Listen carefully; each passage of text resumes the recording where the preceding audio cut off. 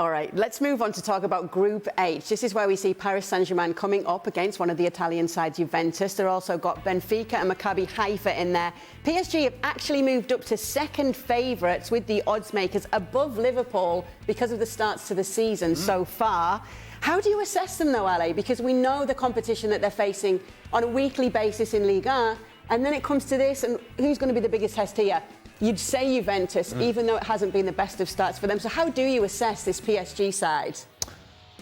Extremely talented going forward, trying to find some balance through the midfield, and really will not be judged based upon what they do in Ligue 1. Frankly, I can appreciate the fact that Kylian Mbappe is scoring a hat-trick, that Messi is having an assist here and there and also scoring a couple of goals, that Neymar looks rejuvenated and far more invested and committed in the product on the field rather than whatever is going on off the field. And all those things are positives for PSG. But again, in the worldwide scope, in the big picture, what they do in Liga has become secondary simply because it is expected that they're going to win, and they're doing that. They're destroying teams. Great, fine, fantastic. And they won't have an issue getting out of this group. It's what happens afterwards. It's what happens in the knockout round. That's when we need to see the very best version of PSG, and I think we're yet to see that with consistency in this competition. There have been moments in which they've looked great, and then other moments where they've melted away. Hopefully, if you're a PSG fan, that's not happening this year because the talent is clearly there. You're just taking a look at it there. Frank, just a word on PSG. Kylian Mbappe sticking around. They will be expected to go all the way this season, won't they? Oh yeah, that's the number one objective.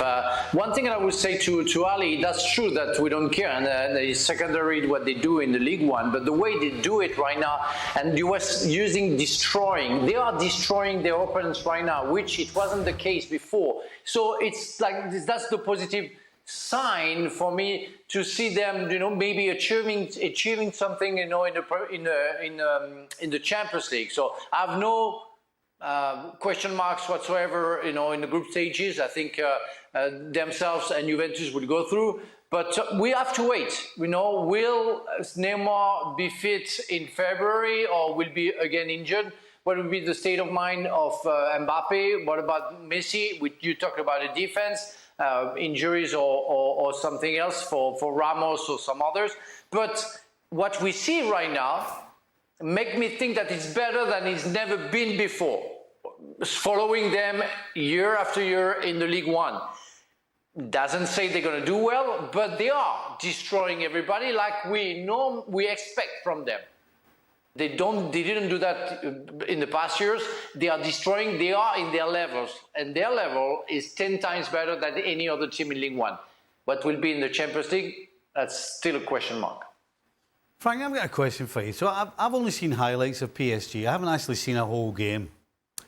And my problem with them has always been that Ligue 1 doesn't prepare them from the Champions League physically, from the first minute to the last minute. So you're saying they're destroying teams. Are they destroying teams from the first minute to the last? Or are they having a period of play where they'll maybe score 3 or 4 goals and then they just knock it around and then the game's over? Because if they're playing 90 minutes and destroying teams that way, then that will prepare them for the Champions League. Whereas before, as you said, it seems as though that wasn't happening. That wasn't happen. That's true. The first answer to your question is, yeah, physically the League One is not maybe as difficult as the Premier League, but it's as difficult as the Bundesliga or the Liga or the Scudetto, no problem.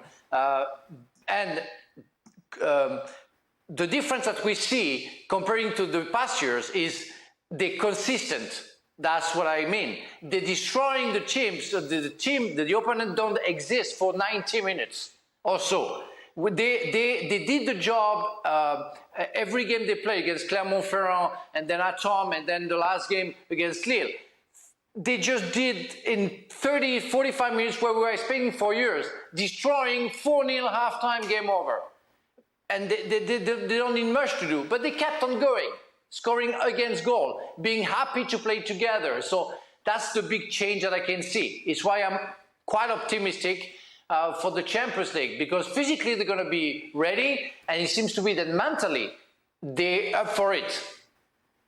Is that a good answer for you? Absolutely, yeah. Everything they said there is what has been lacking, in my opinion, in previous seasons. So let's get to the team that are the favourites then, coming into this season's Champions League. It is Manchester... Oh, sorry, actually, I've actually missed another Italian team here, haven't I? Juventus have not been sparking light into their play so far from what we've seen, Gab, but they're going to finish second, at least behind PSG here, aren't they? Well, it's fine. Go ahead and disrespect Italian clubs there. Well, they've done a good job. No, it's just a bit of a Allegri ball. I mean... Don't need to bother. Don't worry about that, Kay. You're right. There is an absolute ton of negativity around Juventus right now. I wrote a whole column about this. I don't think Allegri is helping things right now, even though his name literally means, happy people. In reality, they're anything but happy. And part of it is down to injuries. Part of it is down to performances. Again, a lot.